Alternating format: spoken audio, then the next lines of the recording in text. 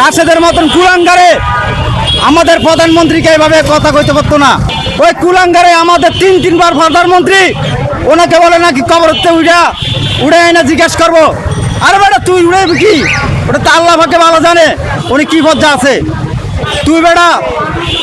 তুই আমার প্রধানমন্ত্রীকে কুলাঙ্গার বলছ, আমি বলছি তোরে কুলাঙ্গার, তুই তো একটা ভাইরাল, তোর দলের ভিতরে কোনো লোকটুক নাই, তাই লোক জমানোর দেয়া তুই ভাইরাল হইতিস, ভাইরাল হওয়ার সুযোগ দেওয়া হবে না। তোরে টাকলা মুরাদ আছে না, ওই মুরাদের মতন পচাড়ি মাইরা এই বাংলার মাটির থেকে নিক্ষেপ করা হবে।